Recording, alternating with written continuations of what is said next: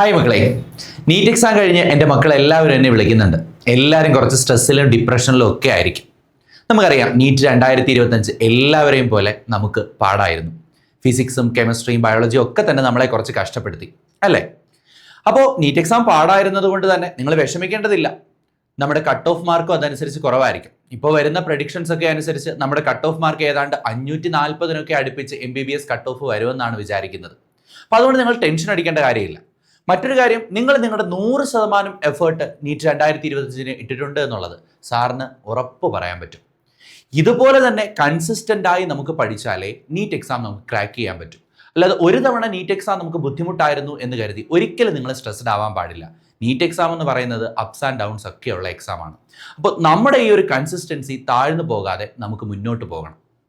Doctor ആകണമെന്ന നിങ്ങളുടെ സ്വപ്നം ഇന്നും രാത്രികൾ ഉറങ്ങാതിരുന്ന് പുസ്തകങ്ങളോടൊപ്പം ചിലവഴിക്കുന്നവർക്കായി ടെല്ല അവതരിപ്പിക്കുന്നു ടെല്ല നീറ്റ് ആക്സിലറേറ്റർ 2026. അതെ, സിസ്റ്റമാറ്റിക് സ്റ്റഡി പ്ലാനും പ്രോപ്പർ ഗൈഡൻസും പ്രോപ്പർ മെന്റർഷിപ്പും അതുപോലെ 24/7 ഡൗട്ട് ക്ലിയറൻസുമായിട്ട് ടെല്ല ക്ലാസ്സസ് നിങ്ങൾക്ക് വേണ്ടി അവതരിപ്പിക്കുന്നു 11 മാസത്തെ NEET repeater programme. Tella NEET accelerator 2026 ആദ്യത്തെ ബാച്ച് നമ്മൾ മെയ് 19 സ്റ്റാർട്ട് ചെയ്യുകയാണ്. മക്കളെ, ഈ ഒരു ബാച്ചിലാണെങ്കിൽ നമ്മൾ ഓരോ വീക്കിൽ ഫിസിക്സ്, കെമിസ്ട്രി, ബയോളജി സബ്ജക്റ്റുകളുടെ ഓരോ ചാപ്റ്റേഴ്സ്, മിനിമം ഓരോ ചാപ്റ്റേഴ്സ് ആയിരിക്കും നിങ്ങൾക്ക് കാണാൻ വേണ്ടിയിട്ട് തരിക. അപ്പോൾ ഇതിൽ നമ്മൾ മാസ്റ്റർ ക്ലാസ്സുകൾ, നിങ്ങൾക്കറിയാം ടെല്ലയുടെ മാസ്റ്റർ ക്ലാസ്സുകൾ, ഓരോ കൺസെപ്റ്റിലും നമ്മൾ വളരെ ഡീപ്പായിട്ട് പോയി ക്വസ്റ്റ്യൻ ചെയ്യാൻ വേണ്ടിയിട്ട് വളരെ നന്നായിട്ട് പ്രാക്ടീസ് ചെയ്യും, അല്ലേ? ഇനി ഓരോ ലെക്ചറുകളിൽ നിന്ന് നിങ്ങൾക്ക് പ്രാക്ടീസ് ചെയ്യാൻ വേണ്ടിയിട്ട് ഓരോ ലെക്ചറുകളുടെയും താഴെ DPP ക്വസ്റ്റ്യൻസ് ഉണ്ടാവും. നീറ്റ് 2025 എൻ്റെ മക്കൾക്ക് ഫേസ് ചെയ്യേണ്ടി വന്നിട്ടുള്ള ഏറ്റവും വലിയ പ്രോബ്ലം ആയിരിക്കും ഫിസിക്സിൽ നിന്നും ബയോളജിയിൽ നിന്നും നിങ്ങളോട് ചോദിച്ചാൽ ലെങ്തി ആയിട്ടുള്ള ക്വസ്റ്റ്യൻസ്. അപ്പോൾ ഇത്തരം ലെങ്തി ക്വസ്റ്റ്യൻസ് എങ്ങനെ 1 മിനിറ്റിൽ നമുക്ക് സോൾവ് ചെയ്യാൻ പറ്റും എന്നതായിരിക്കും നമ്മൾ ഈ വർഷം ഏറ്റവും കൂടുതൽ ഫോക്കസ് ചെയ്യാൻ വേണ്ടിയിട്ട് പോകുന്നത്. അപ്പോൾ ഇനി ഒരിക്കലും നമുക്ക് ഇത്തരത്തിലുള്ള പ്രയാസം നമ്മുടെ എക്സാംസിന് നമുക്ക് ഫേസ് ചെയ്യേണ്ടി വരില്ല. മൺഡേ ടു ഫ്രൈഡേ ആയിരിക്കും നിങ്ങൾക്ക് മാസ്റ്റർ ക്ലാസ് ലെക്ചേഴ്സ് നൽകുക. ഇനി സാറ്റർഡേ, സൺഡേ നമ്മുടെ എക്സാം ഡേയ്സ് ആണ്. സാറ്റർഡേ ആണെങ്കിൽ നിങ്ങൾക്ക് മൈനർ എക്സാം കണ്ടക്ട് ചെയ്യും. മൈനർ എക്സാം എന്ന് പറഞ്ഞാൽ ആ പ്രസന്റ് വീക്കിൽ നിങ്ങൾ പഠിച്ചിട്ടുള്ള 3 ചാപ്റ്റേഴ്സ്, ഫിസിക്സിൻ്റെയും കെമിസ്ട്രിയുടെയും ബയോളജിയുടെയും 3 ചാപ്റ്റേഴ്സിൻ്റെ 180 ചോദ്യങ്ങൾ അടങ്ങുന്ന ഒരു ക്വസ്റ്റ്യൻ ആണ് നിങ്ങൾക്ക് മൈനർ എക്സാമിന് നൽകുക. ഇനി മേജർ എക്സാം ആണെങ്കിലോ നിങ്ങൾക്ക് ഒരു റിവിഷനാണ് ഈ മേജർ എക്സാം. അതായത് അതുവരെ നിങ്ങൾ പഠിച്ച, അതായത് ഒരു മന്ത് എൻഡിലാണ് നിങ്ങൾ മേജർ എക്സാം എഴുതുന്നെങ്കിൽ ആ എൻറ്റയർ മന്തിൽ നിങ്ങൾ പഠിച്ച, ഇനി 2 മന്ത്സ് കഴിഞ്ഞിട്ടാണ് നിങ്ങൾ മേജർ എക്സാം എഴുതുന്നെങ്കിൽ ആ 2 മന്ത്സിൽ നിങ്ങൾ പഠിച്ച എൻറ്റയർ ചാപ്റ്ററിൽ നിന്ന് 180 ക്വസ്റ്റ്യൻസ് ആയിരിക്കും നിങ്ങൾക്ക് മേജർ എക്സാമിന് പ്രൊവൈഡ് ചെയ്യുക. അതായത് മേജർ എക്സാം ഡേ എന്ന് പറഞ്ഞാൽ നമ്മുടെ ഒരു റിവിഷൻ ഡേ ആണ്. ഇനി എക്സാം ഡേയ്സ് മാത്രമല്ല, ഇനി നമുക്കൊരു ക്വസ്റ്റ്യൻ നിങ്ങളുടെ കയ്യിൽ കിട്ടുമ്പോൾ നിങ്ങൾ ഫേസ് ചെയ്യുന്ന ഒരു ബുദ്ധിമുട്ടാണ് 1 മിനിറ്റിനകം അത് ചെയ്തു തീർക്കാൻ നമ്മളെ കൊണ്ട് കഴിയാത്തൊരവസ്ഥ. അപ്പോൾ അതിന് നമ്മൾ എന്ത് വേണം? നീറ്റിലെ ഒരു എക്സ്പേർട്ടിനോടൊപ്പം ഇരുന്ന് നമ്മൾ ക്വസ്റ്റ്യൻ പ്രാക്ടീസ് ചെയ്യണം. ഇതിന് വേണ്ടിയിട്ട് ഓരോ ചാപ്റ്ററിൽ നിന്നും 200+ ക്വസ്റ്റ്യൻസ് നിങ്ങൾക്ക് മെഡിക്കോസും അതേപോലെ നീറ്റ് എക്സ്പേർട്സിനോടും ഒപ്പം ഇരുന്ന് പ്രാക്ടീസ് ചെയ്യാനുള്ള ഒരു പ്ലാറ്റ്ഫോമും ടെല്ല നിങ്ങൾക്ക് ഒരുക്കുന്നു. ഇനി ഫിസിക്സിൽ നിന്നും കെമിസ്ട്രിയിൽ നിന്നും നമ്മളെ കുറച്ച് കൺഫ്യൂസിങ് ആക്കുന്ന അല്ലെങ്കിൽ കുറച്ച് ലെങ്തി ആയിട്ട് ക്വസ്റ്റ്യൻസ് ഒക്കെ ചോദിക്കാൻ സാധ്യതയുള്ള ഒരു ഏരിയയാണ് NCERT എക്സസൈസുകൾ. അപ്പോൾ ഇത് നമ്മൾ മിസ് ചെയ്യാൻ പാടില്ല. അപ്പോൾ NCERT എക്സസൈസുകൾക്ക് വേണ്ടി ഒരു പ്രത്യേക സീരീസ് നിങ്ങൾക്ക് മാസ്റ്റർ ക്ലാസ്സിനോടൊപ്പം പ്രൊവൈഡ് ചെയ്യുന്നതാണ്.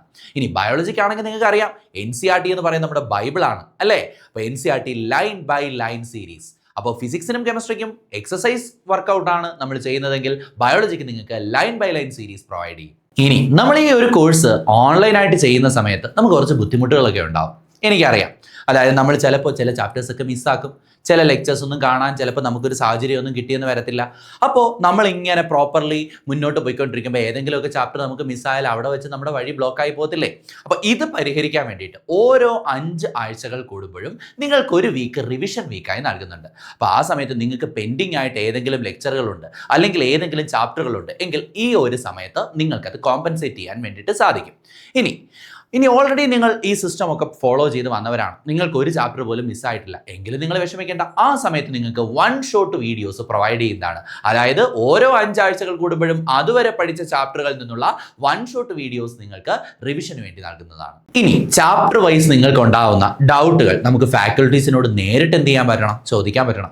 ഇതിന് വേണ്ടിയിട്ടായിട്ട് നിങ്ങൾക്ക് ഓരോ ചാപ്റ്ററുകൾ അവസാനിക്കുമ്പോഴും ലൈവ് ഇൻട്രാക്ഷൻസ് വിത്ത് ഫാക്കൽറ്റീസുമായിട്ട് നിങ്ങൾക്ക് ലൈവ് ഇൻട്രാക്ഷൻ ഉണ്ടാവും. ആ സമയത്ത് നിങ്ങൾക്ക് ആ ഒരു ചാപ്റ്ററിൽ നിന്നുണ്ടായ എന്ത് ഡൗട്ടുകളാവട്ടെ, ഏത് പ്രോബ്ലംസ് ആവട്ടെ, നിങ്ങൾക്ക് ലൈവ് ഇൻട്രാക്ഷനിൽ ചോദിച്ച് മനസ്സിലാക്കാൻ വേണ്ടിയിട്ട് പറ്റും.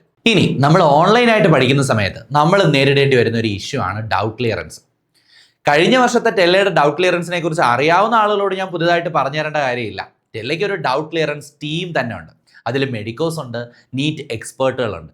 നിങ്ങൾ അങ്ങനെ ഒരു ഡൗട്ട് ഡിസ്കഷൻ ഗ്രൂപ്പിൽ നിങ്ങൾ ജോയിൻ ചെയ്ത് കഴിഞ്ഞാൽ നിങ്ങൾ ചോദിക്കുന്ന ഓരോ ഡൗട്ടുകൾക്കും സാർ നിങ്ങളോട് പറയുന്നു 2 hours നിങ്ങൾക്ക് proper answer with video solution നിങ്ങൾക്ക് കിട്ടുന്നതായിരിക്കും. അപ്പോൾ ഈ വർഷമാണെങ്കിൽ ടെല്ല ക്ലാസ്സസ് നിങ്ങൾക്ക് അവതരിപ്പിക്കുന്ന പുതിയൊരു ഫീച്ചറാണ് കൺസെപ്റ്റ് റീൽസ്. അതായത് കൺസെപ്റ്റുകൾ നമുക്ക് ക്വിക്കായിട്ട് റിവൈസ് ചെയ്യാൻ വേണ്ടിയിട്ട് കൺസെപ്റ്റുകൾ റീലുകളായിട്ട് നിങ്ങൾക്ക് പ്രൊവൈഡ് ചെയ്യുന്നു. അപ്പോൾ ഇത്തരത്തിൽ നമ്മളൊരു പ്രോപ്പർ സ്റ്റഡി പ്ലാനോട് കൂടി മുന്നോട്ട് പോയി കഴിഞ്ഞാൽ ജനുവരി 2026 ആകുമ്പോഴത്തേക്ക് നമ്മൾ ചാപ്റ്റേഴ്സ് എല്ലാം പഠിച്ചു കഴിയും. എന്ന് മാത്രമല്ല ഒരു റൗണ്ട് നമ്മൾ റിവിഷനും പൂർത്തിയാക്കും. എങ്ങനെയാ? നമ്മൾ മേജർ ടെസ്റ്റ് എഴുതിയല്ലേ വരുന്നേ. അപ്പോൾ മേജർ ടെസ്റ്റ് എന്ന് പറഞ്ഞാൽ എന്താ? അതുവരെയുള്ള കണ്ടന്റ് എല്ലാം അതിനകത്ത് 180 ക്വസ്റ്റ്യൻസ് ആയിട്ട് നിങ്ങളോട് ചോദിക്കത്തില്ലേ? അപ്പോൾ ഒരു റൗണ്ട് റിവിഷനും നമ്മൾ പൂർത്തിയാക്കും. ഇനി ജനുവരി 2026 നമ്മൾ സെക്കൻഡ് റൗണ്ട് റിവിഷൻ തുടങ്ങും. ഇനി അത് ഏകദേശം ഒരു ഫെബ്രുവരി ഹാഫ് വരെ നമ്മൾ മുന്നോട്ട് കൊണ്ടുപോകും. റിവിഷൻ സീരീസ് വീഡിയോസും മോക്ക് ടെസ്റ്റുകളും ഒക്കെ എഴുതി നമ്മൾ മുന്നോട്ട് കൊണ്ടുപോകും. ഇനി ഫെബ്രുവരി ഹാഫ് ഒക്കെ ആകുമ്പോഴത്തേക്ക് നമ്മൾ എന്ത് ചെയ്യും? തേർഡ് റൗണ്ട് റിവിഷൻ സ്റ്റാർട്ട് ചെയ്യും. അപ്പോൾ ഇത്തരത്തിൽ ഒരു റിവിഷൻ പാറ്റേണിൽ നമ്മൾ മുന്നോട്ട് പോകുമ്പോൾ നീറ്റ് എക്സാമിന് ഒരു ക്വസ്റ്റ്യൻ പോലും നമ്മൾ കാണാത്തതായിട്ട് ഉണ്ടാവത്തില്ല. ഇനി നമ്മൾ മാർച്ച് ഏപ്രിൽ മാസങ്ങൾ മോക്ക് ടെസ്റ്റുകളുടെ മന്താണ്.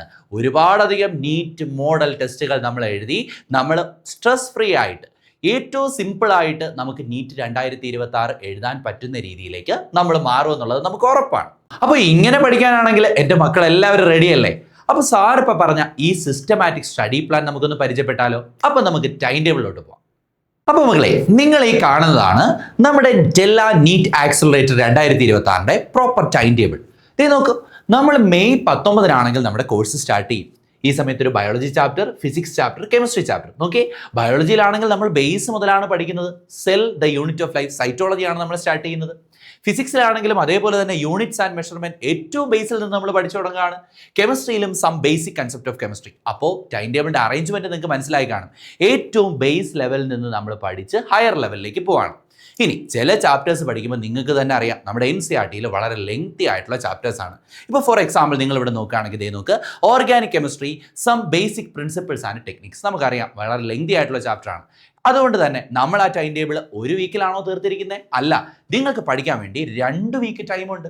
അപ്പോൾ ഇത്തരത്തിലുള്ള ലെങ്തി ആയ ചാപ്റ്ററുകൾ, ഫോർ എക്സാമ്പിൾ ഇപ്പോൾ ജെനറ്റിക്സ്, നമ്മൾ ബയോളജിയിലേക്ക് വരുമ്പോൾ ജെനറ്റിക്സ്, മോളിക്കുലാർ ബേസിസ് ഓഫ് ഇൻഹെറിറ്റൻസും അതേപോലെ തന്നെ പ്രിൻസിപ്പിൾസ് ഓഫ് ഇൻഹെറിറ്റൻസ് ആൻഡ് വേരിയേഷനും, ഇതൊക്കെ നമുക്ക് പഠിക്കാനുള്ളതിൽ തന്നെ വെച്ച് ഏറ്റവും വലിയ ചാപ്റ്റേഴ്സ് ആണ്. ഇതെല്ലാം തന്നെ കവർ ചെയ്യാൻ നമ്മൾ 2-3 വീക്കുകൾ നിങ്ങൾക്ക് നൽകുകയാണ്. ഓക്കെ, അപ്പോൾ നമ്മൾ ഈ ഒരു ടൈം ടേബിൾ പ്രിപ്പയർ ചെയ്തിരിക്കുന്നത് എങ്ങനെയെങ്കിലും നമുക്ക് ജനുവരി ആകുമ്പോൾ തീർക്കാൻ വേണ്ടിയിട്ടല്ല, നിങ്ങൾക്ക് കാര്യങ്ങൾ മനസ്സിലാക്കി പഠിക്കാനുള്ള സമയം തന്നുകൊണ്ട് തന്നെയാണ് ഈ ടൈം ടേബിൾ നമ്മൾ പ്രിപ്പയർ ചെയ്തിട്ടുള്ളത്. അപ്പോൾ ഒരു ബുദ്ധിമുട്ടും ഇല്ലാതെയാണെങ്കിൽ നമുക്ക് ബയോളജിയും ഫിസിക്സും കെമിസ്ട്രിയും ഈസി ആയിട്ട് പഠിക്കാൻ പറ്റും. നമുക്ക് ബയോളജി ടൈം ടേബിൾ ഒന്ന് വിശദമായിട്ട് നോക്കിയാലോ? നോക്ക്, നമ്മൾ ആദ്യം തന്നെ പറഞ്ഞു നമ്മൾ ഏറ്റവും ബേസിൽ നിന്നാണ് തുടങ്ങുന്നത് അല്ലേ? സൈറ്റോളജിയാണ് നമ്മൾ തുടങ്ങുന്നത്. അതായത് സെൽ സൈക്കിൾ പോലുള്ള ചാപ്റ്റേഴ്സ് ആണ് നമ്മൾ ആദ്യം കവർ ചെയ്യുന്നത്. പിന്നെ നമ്മൾ എന്ത് ചെയ്യുന്നു? മോളിക്കുലാർ ബയോളജിയിലേക്ക് പോകുന്നു. അവിടെ നമ്മൾ എന്ത് ചെയ്യുന്നു? ബയോമോളിക്യൂൾ പഠിക്കുന്നു അല്ലേ? പിന്നെ ടാക്സോണമി ചാപ്റ്റേഴ്സ് 4 നമ്മൾ കംപ്ലീറ്റ് ചെയ്യുന്നു. Living world, biological classification, animal kingdom and plant kingdom. പിന്നെ നമ്മൾ സ്ട്രക്ചറൽ മോർഫോളജിയും അനാട്ടമിയും പഠിക്കുന്നു. Plant kingdom, morphology, anatomy, structural organisation in animal. ഇനി നമ്മൾ നേരെ പ്ലാന്റ് ഫിസിയോളജിയിലേക്ക് പോവാണ്. ഏതാണ്? Respiration, photosynthesis, plant growth and development, sexual reproduction, flowering plants. ഇനി മക്കളെ, നിങ്ങൾ വിചാരിക്കും ഇനി നമ്മൾ നേരെ അനിമൽ ഫിസിയോളജിയിലേക്ക് പോയാൽ പോരായിരുന്നു സാർ, എന്തിനാണ് ഇപ്പോൾ ജെനറ്റിക്സ് വന്നത്? നിങ്ങൾക്ക് തന്നെ അറിയാം, ജെനറ്റിക്സ് ആണ് നമ്മുടെ നീറ്റ് ബയോളജി. നീറ്റിൽ ബയോളജി നിങ്ങൾ നോക്കുമ്പോൾ ഏറ്റവും അധികം ക്വസ്റ്റ്യൻസ് ചോദിക്കുന്ന ചാപ്റ്റേഴ്സ് ആണ് ജെനറ്റിക്സ് ചാപ്റ്റേഴ്സ്. അത് നമുക്ക് ലാസ്റ്റ് പഠിച്ചാൽ മതിയോ? പോരാ, നമ്മളൊരു മിഡിൽ പോർഷനിൽ ഇത് കവർ ചെയ്യണം.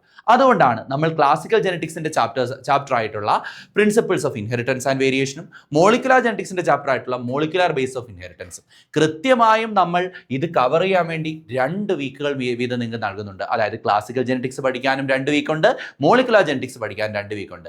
ഇങ്ങനെ നിങ്ങൾ പഠിച്ചാൽ നിങ്ങൾക്ക് തന്നെ അറിയാം, ഇത് 10 ക്വസ്റ്റ്യൻസ്, ഈ ഒരു 2 ചാപ്റ്ററിൽ നിന്ന് 10 ക്വസ്റ്റ്യൻസ് നിങ്ങൾക്ക് കിട്ടും. അതായത് 40 മാർക്ക് നമുക്ക് ഈ 4 ആഴ്ച കൊണ്ട് സെക്യൂർ ചെയ്യാൻ പറ്റുമെന്ന് 100% നമുക്ക് പറയാൻ പറ്റും അല്ലേ?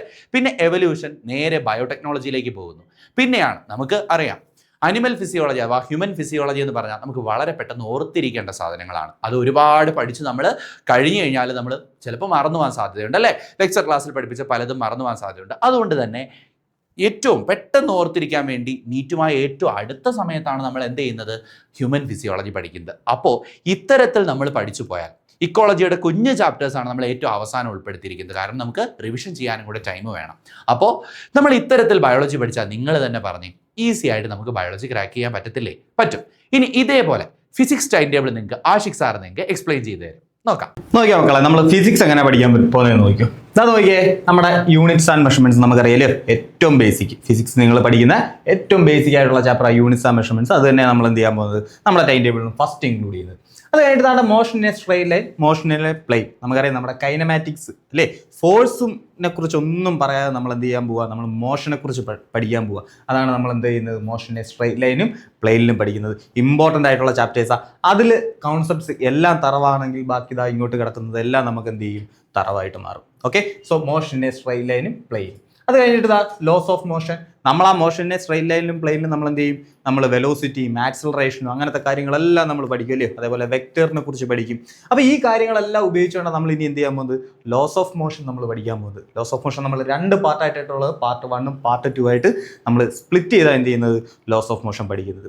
Okay, so laws of motion വരെ ആകുമ്പോഴത്തേക്കും ഒരു ബോഡി മൂവ് ചെയ്യുന്നതിനെ കുറിച്ചുള്ള എൻ്റെയർ കാര്യങ്ങൾ നമ്മൾ എന്ത് ചെയ്യും, പഠിക്കും. അതിനകത്ത് ഫോഴ്സ് ഇൻക്ലൂഡ് ചെയ്ത് കഴിഞ്ഞാൽ ആ ഫോഴ്സ് യൂസ് ചെയ്തിട്ടുള്ള ഇക്വേഷൻസും ബാക്കി കാര്യങ്ങളും എല്ലാം നമ്മൾ പഠിക്കും. ഇനി ആ പഠിച്ച കാര്യങ്ങളെല്ലാം എടുത്തു വെച്ചുകൊണ്ടാണ് നമ്മൾ എങ്ങോട്ട് വരുന്നത്, വർക്ക് എനർജി പവറിലോട്ട് വരുന്നത്. ഓക്കെ, സോ ഇത്രയും കാര്യങ്ങൾ ലിങ്ക് ചെയ്തുകൊണ്ടും പലപ്പോഴും എന്ത് ചെയ്യാറുണ്ട്, നീറ്റിന് ക്വസ്റ്റ്യൻസ് വരാറുണ്ട്. വർക്ക് എനർജി പവറും ലോസ് ഓഫ് മോഷനും ഈ കോൺസെപ്റ്റുകളെല്ലാം ഇൻക്ലൂഡ് ചെയ്തിട്ടും എന്ത് ചെയ്യുന്നുണ്ട്, കോൺസെപ്റ്റുകളെല്ലാം ഇൻക്ലൂഡ് ചെയ്തുകൊണ്ടുള്ള ക്വസ്റ്റ്യൻസും എന്ത് ചെയ്യാറുണ്ട്, നീറ്റിന് വരാറുണ്ട്. സോ ഇത്രയും കാര്യങ്ങൾ നമ്മൾ ആദ്യമേ എന്ത് ചെയ്യും, കവർ ചെയ്യും.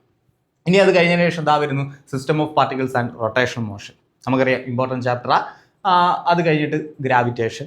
സോ നമ്മൾ ഒരു മെക്കാനിക്സ്, എൻ്റെയർ മെക്കാനിക്സ് തന്നെയാണ് നമ്മൾ എന്ത് ചെയ്യാൻ പോകുന്നത്, നമ്മൾ ഫിസിക്സിൽ ആദ്യം കവർ ചെയ്യാൻ പോകുന്നത്. ഓക്കെ, ഗ്രാവിറ്റേഷൻ, അതുപോലെ തന്നെ മെക്കാനിക്കൽ പ്രോപ്പർട്ടീസ് ഓഫ് സോളിഡ്സും ഫ്ലൂയിഡ്സും. അപ്പോൾ ഇത്ര ആകുമ്പോഴത്തേക്കും ഓൾമോസ്റ്റ് മെക്കാനിക്സ് എല്ലാം എന്ത് ചെയ്യും, കവർ ആവും. ഇനി നമ്മൾ വരാൻ പോകുന്നത് എന്താ, thermal properties of matter, thermodynamics, kinetic theory of gases. ഈ ഒരു സെക്ഷനിലോട്ട് നമ്മൾ ഇനി വരാൻ പോകുന്നത്. ഇത് ഹീറ്റ് ട്രാൻസ്ഫറും ഒക്കെ ആയിട്ട് ബന്ധപ്പെട്ടിട്ടുള്ള ഇക്വേഷൻസും അതുമായിട്ട് ബന്ധപ്പെട്ട പ്രോബ്ലംസും ഒക്കെ വരുന്നത് എന്തെന്ന്, thermal properties of matter, thermodynamics, അതേപോലെ kinetic theory of gases. Okay, ഇനി അത് കഴിഞ്ഞിട്ട് നമ്മൾ ഇതാണ്ട് ഓസിലേഷൻസിലോട്ട് വരാൻ പോവുക. ഇത്തിരി ലെങ്തി ആയിട്ടുള്ള ചാപ്റ്റർ ഓസിലേഷൻസിനകത്ത് നമ്മൾ ഒരു വേവിൻ്റെ ഇക്വേഷൻസും ബേസിക് ഇക്വേഷൻസും കാര്യങ്ങളൊക്കെ നമ്മൾ പഠിക്കും. അതുമായിട്ട് ലിങ്ക് ചെയ്തുകൊണ്ട് നമ്മൾ എന്ത് പഠിക്കും, നമ്മൾ വേവ്സ് പഠിക്കും. Okay, so oscillation, waves.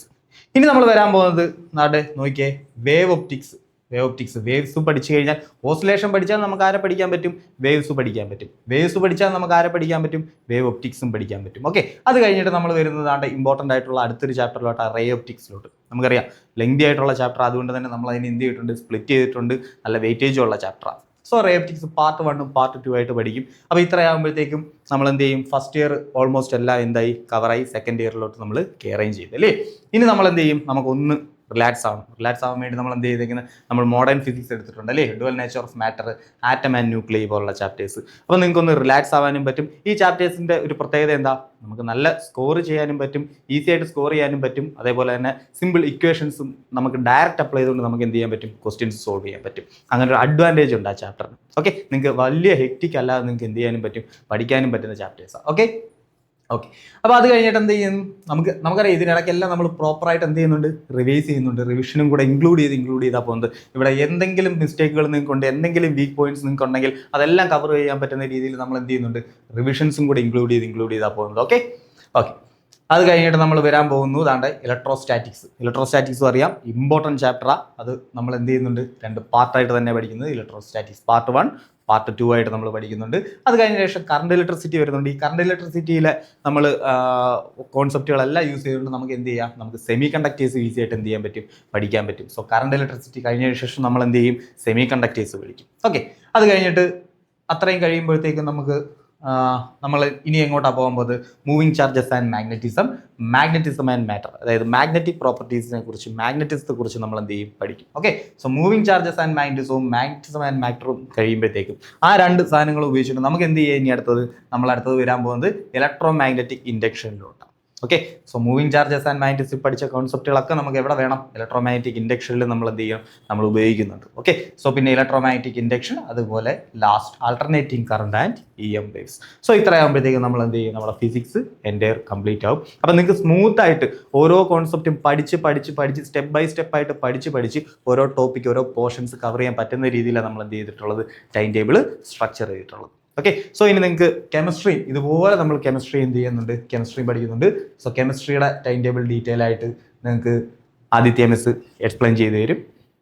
അപ്പം നമുക്ക് ബയോളജിയും ഫിസിക്സും ഒക്കെ എങ്ങനെയാണ് പഠിക്കേണ്ടത് നമുക്ക് രഞ്ജിത്ത് സാറും ആശിഷ് സാറൊക്കെ പറഞ്ഞു തരും. ഓക്കെ അല്ലേ? അപ്പോൾ നമുക്കത് എങ്ങനെ സ്ട്രിക്ട്ലി ഫോളോ ചെയ്യാന്നൊക്കെ നിങ്ങൾക്ക് മനസ്സിലായിട്ടുണ്ട്. ഇനി നമ്മൾ കെമിസ്ട്രിയിലോട്ടാണ് പോകുന്നത്.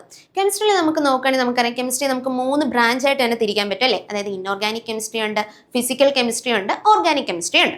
അപ്പോൾ നമുക്ക് ഇതിൻ്റെ അകത്ത് നോക്കുകയാണെങ്കിൽ ഇൻഓർഗാനിക് കെമിസ്ട്രിയിൽ നമുക്ക് ചാപ്റ്റേഴ്സിൻ്റെ എണ്ണം കുറച്ച് കുറവാണ്. കാരണം കുറച്ച് ചാപ്റ്റേഴ്സ് ഒക്കെ ഡിലീറ്റ് ചെയ്തിട്ടുണ്ട്. എസ് ബ്ലോക്ക്, ഹൈഡ്രജൻ അതൊക്കെ ഡിലീറ്റ് ചെയ്തിട്ടുണ്ട്.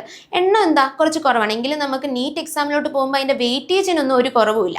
ഉള്ള ചാപ്റ്റേഴ്സ് നമ്മൾ എന്ത് ചെയ്യണം, അവിടെ കൃത്യമായിട്ട് അത് ഷെഡ്യൂൾ ചെയ്ത് നമ്മൾ ഓരോ ലൈനും NCERT ആണെങ്കിൽ നമ്മൾ റീഡ് ചെയ്യണം ഇൻഓർഗാനിക് ചാപ്റ്റേഴ്സ്. അങ്ങനെ റീഡ് ചെയ്ത് നമ്മൾ ഫുൾ ബയോളജി വായിക്കുന്ന പോലെ സെറ്റാക്കിയാൽ മാത്രമേ നമുക്ക് അതിൻ്റെ അകത്ത് എവിടുന്ന് ക്വസ്റ്റ്യൻ വെച്ചാലും നമുക്ക് എഴുതാൻ പറ്റുള്ളൂ. ഈ നമ്മൾ ടൈം ടേബിളിലോട്ട് വരുവാണെങ്കിൽ നമ്മൾ നോക്കുമ്പോൾ ഫസ്റ്റ് നമ്മൾ കൊടുത്തിട്ടുള്ള some basic concepts of chemistry ആണ്. എന്താ ഈ ചാപ്റ്ററിൻ്റെ ഇമ്പോർട്ടൻസ് അല്ലെങ്കിൽ എന്തുകൊണ്ട് അത് പ്രയോറിറ്റി കൊടുത്തു ആദ്യം തന്നെ വെച്ച് നമുക്ക് എല്ലാവർക്കും അറിയാം. കാരണം എന്താ, നമ്മൾ ഓർഗാനിക് കെമിസ്ട്രി എടുത്താലും ഇൻഓർഗാനിക് കെമിസ്ട്രി എടുത്താലും ഫിസിക്കൽ കെമിസ്ട്രി എടുത്താലും ഇതിൽ ഏതൊരു ചാപ്റ്ററിലോട്ട് നമുക്ക് പോകണമെങ്കിൽ നമ്മൾ എന്ത് ചെയ്യണം, നമ്മൾ ആദ്യം എലമെന്റ്സിനെ പറ്റിയും അത് ആ ഒരു കെമിസ്ട്രിയുടെ ബേസ് അറിയണം. ഓരോന്നിൻ്റെ അറ്റോമിക് മാസ് യൂണിറ്റ് അതിനെ പറ്റിയിട്ടൊക്കെ നമ്മൾ അറിയാം. അതിന് വേണ്ടിയിട്ടാണ് നമ്മൾ എന്ത് ചെയ്തിട്ടുള്ളത്, ആദ്യം നമ്മൾ some basic concepts of chemistry കൊടുത്തിട്ടുള്ളത്. ആ ഒരു ചാപ്റ്റർ എന്ന് പറയുമ്പോൾ ഫിസിക്കൽ കെമിസ്ട്രിയിലാണ് നമുക്ക് അതിൻ്റെ അകത്ത് പ്രോബ്ലംസ് ഒക്കെ വരുന്നതെന്ന് നമുക്കറിയാം. ഇനി അത് കഴിഞ്ഞ് നമ്മൾ ഡയറക്റ്റ് പോകുന്ന എന്തിലോട്ടാ, ഫിസിക്കൽ കെമിസ്ട്രിയിലെ തന്നെ രണ്ടാമത്തെ ചാപ്റ്റർ ആയിട്ടുള്ള സ്ട്രക്ചർ ഓഫ് ആറ്റം എന്ന് പറയുന്ന ചാപ്റ്ററിലോട്ടാണ് നമ്മൾ പോകുന്നത്. ഈ 2 ചാപ്റ്റേഴ്സ് നമ്മൾ ഫിസിക്കൽ കെമിസ്ട്രി കംപ്ലീറ്റ് ചെയ്ത് കഴിയുമ്പോൾ നമുക്ക് തന്നെ അറിയാം നമ്മൾ കുറേ ക്വസ്റ്റ്യൻസ് പ്രോബ്ലംസ് ഒക്കെ ഇങ്ങനെ കണ്ടിന്യൂസ് ആയിട്ട് നമ്മൾ എന്ത് ചെയ്യുന്നു ചെയ്തുകൊണ്ടിരിക്കുക. അപ്പോൾ നമുക്കൊരു റിലാക്സേഷൻ ഒക്കെ വേണ്ടേ, ഇക്വേഷൻ ഒക്കെ എന്ത് ചെയ്യണം, നമുക്കൊന്ന് റിവൈസ് ചെയ്യാനായാലും നമുക്കൊരു റിലാക്സേഷൻ്റെ ടൈം വേണം. ആ റിലാക്സേഷന് വേണ്ടിയിട്ടാണ് നമ്മൾ എന്ത് ചെയ്യുന്നത്, അത് തൊട്ട് താഴെ നമ്മൾ എന്ത് കൊടുത്തിട്ടുള്ള ഇൻഓർഗാനിക് ചാപ്റ്റേഴ്സ് ആണ് കൊടുത്തിട്ടുള്ളത് അല്ലേ? കെമിസ്ട്രിയിലെ ഇൻഓർഗാനിക് ചാപ്റ്റേഴ്സ് ആണ് നമ്മൾ കൊടുത്തിട്ടുള്ളത്. ഏതൊക്കെയാണ്, ക്ലാസിഫിക്കേഷൻ ഓഫ് എലമെന്റ്സ് ഉണ്ട്, അതുപോലെ പിന്നെ നമ്മൾ കൊടുത്തിട്ടുള്ളതാണ് ഏത്, chemical bonding and molecular structure. അതിനെ നമ്മൾ നോക്കുകയാണെങ്കിൽ കെമിക്കൽ ബോണ്ടിങ് എന്ന് പറയുമ്പോൾ നമുക്കറിയാം ഒരു ഹ്യൂജ് ചാപ്റ്റർ ആണ് അല്ലേ? ഒരുപാട് കാര്യങ്ങൾ നമുക്ക് ക്വസ്റ്റ്യൻ വരുവാണെങ്കിൽ നമുക്കറിയാം ഒരു 4 to 5 ക്വസ്റ്റ്യൻസ് നമുക്ക് എന്ത് ചെയ്യാടാ കെമിക്കൽ ബോണ്ടിങ് എന്ന് പറയുന്ന ചാപ്റ്ററിൽ നമുക്ക് പ്രതീക്ഷിക്കാം. അത് ലിങ്ക് ചെയ്ത് കോർഡിനേഷനായിട്ട് ലിങ്ക് ചെയ്ത് ക്വസ്റ്റ്യൻ ചോദിക്കാം. പി ബ്ലോക്ക് ആയിട്ടൊക്കെ ലിങ്ക് ചെയ്ത് നമുക്ക് എന്ത് ചെയ്യാം, കെമിക്കൽ ബോണ്ടിൽ നിന്ന് ക്വസ്റ്റ്യൻ വരാം. അപ്പോൾ നമുക്കൊരു 1 വീക്ക് കൊണ്ട് കംപ്ലീറ്റ് ചെയ്യാന്ന് പറയുന്നത് എന്താ, കുറച്ച് ഹെറ്റിക് ആവും അല്ലേ? സ്റ്റുഡൻസിന് എന്താ, നമുക്ക് എല്ലാവർക്കും അറിയാം നമ്മുടെ മക്കൾക്ക് എന്താവും, കുറച്ച് ഹെറ്റിക് ആവും. അപ്പോൾ നിങ്ങൾക്ക് എന്ത് ചെയ്യണം, അത് ഡീറ്റെയിൽ ആയിട്ട് പഠിക്കാൻ വേണ്ടി അതിന് 1 വീക്ക് അല്ല 2 വീക്ക് എന്ത് ചെയ്തിട്ടുണ്ട്, നിങ്ങൾക്ക് തന്നിട്ടുണ്ട്. അപ്പോൾ ഫസ്റ്റ് വീക്കിൽ നിങ്ങൾക്ക് അതിൻ്റെ അകത്ത് ഹൈബ്രിഡൈസേഷനും VSEPR ഒക്കെ നോക്കിയാൽ മതി. സെക്കൻഡ് വീക്ക് ആകുമ്പോൾ നിങ്ങൾക്ക് എന്ത് നോക്കാം, അതിൻ്റെ അകത്ത് MOT മോളിക്കുലർ ഓർബിറ്റൽ തിയറി ഒക്കെ നോക്കാം. അങ്ങനെ നമുക്ക് എന്ത് ചെയ്യാം, സ്ട്രിക്റ്റ് ആയിട്ട് നമുക്കൊരു 2 വീക്ക് കൊണ്ട് അതിൻ്റെ അകത്ത് മാക്സിമം ക്വസ്റ്റ്യൻ ചെയ്ത് എന്ത് ചെയ്യണം, നമുക്ക് ആ ഒരു ചാപ്റ്റർ കംപ്ലീറ്റ് ചെയ്യാൻ പറ്റും. ഇങ്ങനെ ഈ ഒരു 4 ചാപ്റ്റർ കഴിയുമ്പോൾ നമുക്ക് എന്തുണ്ട്, ഈ 4 ചാപ്റ്റർ റിവൈസ് ചെയ്യണ്ടേ, അത് റിവൈസ് ചെയ്യാൻ വേണ്ടി നമുക്കൊരു പ്രോപ്പർ റിവിഷൻ വീക്ക് ഉണ്ട്. ഓക്കെ അല്ലേ? ഓക്കെ, ഇത് കഴിഞ്ഞിട്ടാണ് നമ്മൾ എന്ത് ചെയ്യുന്നത്. അപ്പം നമ്മൾ എന്ത് ചെയ്തു, ഫിസിക്കൽ കെമിസ്ട്രി കഴിഞ്ഞു, ഇൻഓർഗാനിക് കെമിസ്ട്രിയും കഴിഞ്ഞു. അങ്ങനെ ഇൻഓർഗാനിക് കെമിസ്ട്രി കഴിഞ്ഞ് കുറച്ച് റിലാക്സ് ഒക്കെ ആയി നമ്മൾ ഇരിക്കുക. അപ്പം നമ്മൾ എന്ത് ചെയ്യുന്നു, പിന്നെ നമ്മൾ ഫിസിക്കൽ കെമിസ്ട്രിയിലോട്ട് വരുവാണ്. ഫിസിക്കൽ കെമിസ്ട്രിയിലോട്ട് വരുമ്പോൾ പിന്നെ നമുക്കറിയാം തെർമോഡൈനാമിക്സ്, ഇക്വിലിബ്രിയം. +1 2 ഫിസിക്കൽ കെമിസ്ട്രിയുടെ ചാപ്റ്റേഴ്സ് തന്നെ എന്ത് ചെയ്തിട്ടുള്ളത്, നമ്മൾ ഇട്ടിട്ടുള്ളത്. അത് കഴിഞ്ഞിട്ട് നമ്മൾ ഫിസിക്കൽ കെമിസ്ട്രിയുടെ ആ 2 ചാപ്റ്റേഴ്സുടെയും കവർ ചെയ്ത് കഴിഞ്ഞാൽ പിന്നെ നമ്മൾ ഡയറക്റ്റ് നമുക്കറിയാം ഒരു ഹ്യൂജ് ആയിട്ട് നമ്മുടെ ടോപ്പിക്സ് കിടക്കുന്നതാണ് എന്ത്, ഓർഗാനിക് കെമിസ്ട്രി എന്ന് പറയുന്നത്. നമുക്ക് എക്സാം ലെവലിലോട്ട് പോകുമ്പോൾ കുറച്ച് കൺഫ്യൂസിങ് ആയിട്ടും നമ്മുടെ ഒരു റാങ്ക് മേക്കിംഗ് ആയിട്ടും ഉള്ളത് ഓർഗാനിക്കിലെ ക്വസ്റ്റ്യൻസ് ആയിരിക്കും. നമുക്ക് കുറച്ചൊരു ടഫായിട്ട് അല്ലെങ്കിൽ നമ്മളെ ഒന്ന് ട്രിക്കി ആക്കാം, നമ്മുടെ നെഗറ്റീവ് വരാനൊക്കെ ചാൻസ് എവിടെ ആയിരിക്കും, ഇവിടെ ഓർഗാനിക്കിന്റെ ക്വസ്റ്റ്യൻസ് ആയിരിക്കും, നമുക്ക് ടൈം കൺസ്യൂമിങ്. അപ്പോൾ അത് നമുക്ക് ഒരിക്കലും ലാസ്റ്റിലോട്ട് കൊണ്ടുവയ്ക്കാൻ പറ്റത്തില്ല. നമ്മൾ പോർഷൻസ് വെച്ച് നോക്കുകയാണെങ്കിൽ +1 ഏറ്റവും ലാസ്റ്റ് 2 ചാപ്റ്റർ ഓർഗാനിക്, +2 ഏറ്റവും ലാസ്റ്റ് കൊടുത്തിട്ടുള്ള ഓർഗാനിക്. അപ്പോൾ ഒരിക്കലും നമുക്കത് എന്ത് ചെയ്യാൻ പറ്റത്തില്ല, ലാസ്റ്റിലോട്ട് കൊണ്ടുവച്ച് നമുക്കത് ഓടിച്ചെടുത്ത് തീർക്കാം. അല്ലെങ്കിൽ നിങ്ങൾക്ക് തന്നെ അപ്പോൾ എന്തെങ്കിലും ടെൻഷൻ വരും, റിവിഷൻ ചെയ്യണം. ആ ഒരു ടൈമിൽ നിങ്ങൾക്ക് ഓർഗാനിക് കെമിസ്ട്രി തന്നാൽ ശരിയാവത്തില്ല. അതുകൊണ്ട് എന്ത് ചെയ്യുക, നമ്മളതൊരു മിഡിൽ പോർഷൻ, നമ്മൾ ഡേറ്റ്സ് നോക്കുകയാണെങ്കിൽ അറൗണ്ട് ഒരു ജൂലൈ ലാസ്റ്റോടുകൂടി നമ്മൾ എന്തിലോട്ട് എൻ്റർ ചെയ്യുക, ഓർഗാനിക് കെമിസ്ട്രിയിലോട്ട് എൻ്റർ ചെയ്യാം. അങ്ങനെ ഓർഗാനിക് കെമിസ്ട്രിയിലോട്ട് എൻ്റർ ചെയ്താൽ നമ്മൾ ആദ്യം എന്ത് ചെയ്യുന്നു, +1 ചാപ്റ്റർ തന്നെ തുടങ്ങുക. സം ബേസിക് പ്രിൻസിപ്പിൾസ് നമുക്കറിയാം, അതിൻ്റെ നമ്മൾ നോമൻക്ലേച്ചർ പറയും, അതുപോലെ ഐസോമറിസം പറയും, റിയാക്ഷൻ മെക്കാനിസം പറയും. നമ്മൾ ഇനി അങ്ങോട്ട് +2ലോട്ട് പോകുന്ന ചാപ്റ്റേഴ്സിന്റെ ഒക്കെ ബേസ് എവിടെ കിടക്കുക മക്കളെ, നമ്മുടെ ഈ +1 ഈ 2 ചാപ്റ്റേഴ്സിലായിട്ട് കിടക്കുവാണ് അല്ലേ? അതായത് organic chemistry some basic principles and ടെക്നിക്സിലും ഹൈഡ്രോ കാർബൺസിലും. അങ്ങനെ ഈ 2 ചാപ്റ്റർ നമ്മൾ അറൗണ്ട് ഒരു 2 വീക്സ് ഒരു 1 മന്ത് കൊണ്ടാണ് നമ്മൾ അറൗണ്ട് ഈ 2 ചാപ്റ്റർ കവർ ചെയ്യുന്നത്. കാരണം അത്രയും പ്രയോറിറ്റി ഉള്ള 2 ചാപ്റ്റേഴ്സാണ്. നമ്മൾ 1 മാസം എടുത്താണ് ഈ 2 ചാപ്റ്റർ എന്ത് ചെയ്യുന്നത്, കവർ ചെയ്യുന്നത്. അത് കഴിഞ്ഞിട്ട് നമ്മൾ എന്ത് ചെയ്യുന്നു, അത് കഴിഞ്ഞ് നമ്മൾ വേറെ ഒന്നിലോട്ടും പോകാതെ, കാരണം ഓർഗാനിക്കിന് സെറ്റ് ആയിട്ട് വരുമല്ലേ, അതൊരു ഫ്ലോയിൽ തന്നെ പോകാൻ വേണ്ടിയിട്ട് നമ്മൾ എന്ത് ചെയ്യുന്നടാ, +2 ഓർഗാനിക് ചാപ്റ്റേഴ്സ് ഇൻവോൾവ് ചെയ്യാണ്. ഓക്കെ അല്ലേ? അങ്ങനെ +2 ഓർഗാനിക് ചാപ്റ്റേഴ്സ് ഇൻവോൾവ് ചെയ്യുമ്പോൾ അതിൻ്റെ അകത്ത് ആദ്യം നമ്മൾ കൊടുക്കുന്ന ഏതാ, ഹാലോ ആൽക്കിൻസ് ഉണ്ട്, അത് കഴിഞ്ഞ് ആൽക്കഹോൾസ്, അത് കഴിഞ്ഞ് ആൾഡിഹൈഡ്സ്, പിന്നെ അമീഡ്സ്. ഇവിടെ നമ്മൾ നോക്കുകയാണെങ്കിൽ ആൽഡിഹൈഡ്സിന് നമ്മൾ പിന്നെ 2 വീക്ക് കൊടുക്കുന്നുണ്ട്. അതൊരു അത്യാവശ്യം വലിയ ചാപ്റ്റർ അല്ലേ? Aldehydes, ketones, carboxylic acid. അപ്പൊ അത് അത്യാവശ്യം വലിയ ചാപ്റ്റർ ആയതുകൊണ്ട് നമ്മൾ എന്ത് ചെയ്യുന്നു, അതിന് പിന്നെ 2 വീക്ക് നമ്മൾ സമയം കൊടുക്കുന്നുണ്ട്. ഓക്കെ അല്ലേ? അത് കഴിഞ്ഞ് അമീൻസ് നമ്മൾ കഴിഞ്ഞു കഴിഞ്ഞാൽ പിന്നെ നമ്മൾ വരുന്നതാണ് ഏതിലോട്ട്? പിന്നെ നമ്മൾ ഫിസിക്കൽ കെമിസ്ട്രിയിലോട്ടാണ് വരുന്നത്. ഫിസിക്കൽ കെമിസ്ട്രിയിലോട്ട് നമ്മൾ പിന്നെ എൻട്രി ചെയ്യുമ്പോൾ ഏതിലാടാ? നമ്മുടെ റിഡോക്സ് റിയാക്ഷൻ +1 ചാപ്റ്റർ. പക്ഷെ അത് റിലേറ്റ് ചെയ്തിട്ടുള്ള +2 ചാപ്റ്റർ ഉണ്ട്. ഏതാണ്? Electro chemistry. അപ്പൊ നമ്മൾ എന്ത് ചെയ്യണം? അത് ലിങ്ക് ചെയ്ത് പഠിക്കണം അല്ലേ? അതുകൊണ്ട് നമ്മൾ എന്ത് ചെയ്യുന്നു, ഓർഗാനിക് കെമിസ്ട്രിയുടെ അമീൻസ് വരെ കഴിഞ്ഞതിന് ശേഷം നമ്മൾ പിന്നെ ഫിസിക്കൽ കെമിസ്ട്രിയിൽ റിലേറ്റ് ചെയ്ത് പഠിക്കാൻ പറ്റുന്ന 2 ചാപ്റ്റേഴ്സ് ആയിട്ടുള്ള റിഡോക്സും ഇലക്ട്രോ കെമിസ്ട്രിയിലോട്ട് നമ്മൾ എൻട്രി ചെയ്യാണ്. അത് കഴിഞ്ഞിട്ട് പിന്നെ നമ്മൾ +2 ഫസ്റ്റ് ചാപ്റ്റർ ആയിട്ടുള്ള സൊല്യൂഷൻസിലോട്ട് പോകുന്നു. അത് കഴിഞ്ഞ് നമ്മൾ എന്ത് ചെയ്യുന്നു, കെമിക്കൽ കൈനറ്റിക്സൂടെ ആകുമ്പോൾ നമ്മുടെ എൻറ്റയർ ഫിസിക്കൽ കെമിസ്ട്രിയും ഓർഗാനിക് കെമിസ്ട്രിയും കംപ്ലീറ്റ് ആവുക. ഓക്കെ അല്ലേ? അത് കഴിഞ്ഞിട്ട് പിന്നെ നമ്മൾ എന്തിലോട്ട് വരുവാടാ? Inorganic chemistry. നമ്മൾ വിട്ടുപോയ ഇൻഓർഗാനിക് കെമിസ്ട്രി ഇല്ലേ, കുറച്ച് ചാപ്റ്റേഴ്സ്, ആ ചാപ്റ്റേഴ്സിലോട്ടാണ് പിന്നെ നമ്മൾ വരുന്നത്. പി ബ്ലോക്ക്, അതായിട്ട് റിലേറ്റ് ചെയ്ത D&F. D&Fൽ നമ്മൾ കളറിംഗ് ഒക്കെ പറയും, ഓരോന്നിന്റെ നമ്മൾ ഇലക്ട്രോണിക് കോൺഫിഗറേഷൻ ഒക്കെ പറയും. അത് വെച്ചിട്ടാണ് നമ്മൾ എന്ത് ചെയ്യുന്നത്, കോർഡിനേഷൻ കോമ്പൗണ്ട്സ് എന്ന് പറയുന്ന ചാപ്റ്ററിൽ നമ്മൾ എന്ത് ചെയ്യുന്നത്, നമ്മുടെ ക്രിസ്റ്റൽ ഫീൽഡ് തിയറിയും അതൊക്കെ പറയാൻ പോകുന്നത്. അങ്ങനെ നമ്മൾ ക്രിസ്റ്റൽ ഫീൽഡ് തിയറി ഒക്കെ എന്ത് പറയുന്നു, കോർഡിനേഷൻ കോമ്പൗണ്ട്സിലും പറഞ്ഞ് നമ്മൾ ലാസ്റ്റ് നമ്മുടെ ബയോമോളിക്യൂൾസൂടെ ആകുമ്പോൾ നമ്മുടെ കെമിസ്ട്രിയുടെ ചാപ്റ്റേഴ്സ് എന്ത് ചെയ്യുന്നുണ്ട്, എൻറ്റയർലി നമ്മൾ കംപ്ലീറ്റ് ആവുന്നുണ്ട്. പിന്നെ നമുക്ക് അഡീഷണൽ ആയിട്ടുള്ള ഒരു ടോപ്പിക് ആയിരുന്നു എന്ത് മക്കളെ, principles related to practical chemistry എന്ന് പറയുന്ന ടോപ്പിക്. നമുക്കറിയാം റീസെന്റ് ഇയേഴ്സിൽ ഇന്ത്യ അനൗൺസ് ചെയ്ത ഒരു അഡീഷണൽ ടോപ്പിക്കാണ്. അപ്പോൾ അതിൽ നിന്ന് നമുക്ക് റീസെന്റ് ഇയേഴ്സ് നോക്കുകയാണെങ്കിൽ 2024 2025 ഒരു 1-2 ക്വസ്റ്റ്യൻസ് ഒക്കെ എന്ത് ചെയ്തിട്ടുണ്ട്, ഈ ഒരു ടോപ്പിക്കിൽ നിന്ന് കണ്ടിട്ടുണ്ട്. അപ്പോൾ ഈ ഒരു ടോപ്പിക്കൂടെ നമ്മൾ കവർ ചെയ്യുന്നുണ്ട്, നമ്മുടെ കെമിസ്ട്രിയുടെ എൻ്റെ സിലബസ് എന്ത് ചെയ്യുന്നുണ്ടോ നമ്മൾ കമ്പയർ ചെയ്യുന്നുണ്ട്. ഓക്കെ അല്ലേ? ഇപ്പോൾ സബ്ജക്ട് വൈസ് ടൈം ടേബിൾ നിങ്ങൾക്ക് ടീച്ചേഴ്സ് ഒക്കെ എക്സ്പ്ലെയിൻ ചെയ്തു തന്നു അല്ലേ? അപ്പോൾ പ്രോപ്പർ ആയിട്ടുള്ള ഒരു സ്റ്റഡി പ്ലാൻ നമ്മുടെ കയ്യിലുണ്ട്. ഈ സ്റ്റഡി പ്ലാൻ ബേസ് ചെയ്ത് പഠിച്ചാൽ നിങ്ങൾ ഉറപ്പിച്ചോ 100% നമ്മൾ നീറ്റ് ക്രാക്ക് ചെയ്തിരിക്കും. അപ്പോൾ മക്കളെ ധൈര്യമായിട്ട് നിങ്ങൾ 100% വിശ്വസിച്ചുകൊണ്ട് നിങ്ങൾ കയറിപ്പോര്. നമ്മൾ നീറ്റ് 2026 ഈസി ആയിട്ട് ക്രാക്ക് ചെയ്യും. അപ്പോൾ നമുക്ക് നീറ്റിൻ്റെ മാസ്റ്റർ ക്ലാസ്സസിൽ ഞാനും ടീച്ചേഴ്സും എല്ലാവരും കാണും. അപ്പോൾ നമുക്ക് അവിടെ വെച്ച് കാണാം. ബൈ.